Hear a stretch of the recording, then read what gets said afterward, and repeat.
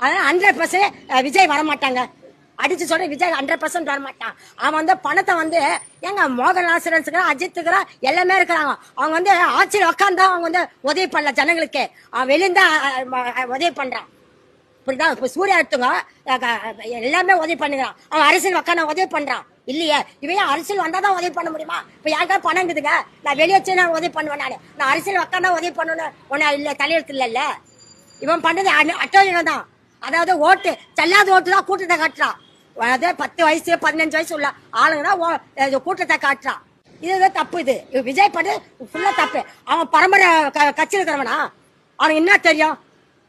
என்னுடைய கொஸ்டின் அது ஒரே கொஸ்டின். அவனுக்கு என்ன தெரியும்? விஜய்க்கு என்ன தெரியும்?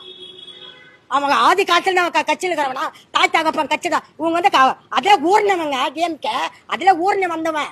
அவன் பண்ண சுத்தமா பிடிக்கல எங்களுக்கு. ஆனா 100% வரமாட்டாங்க. 100%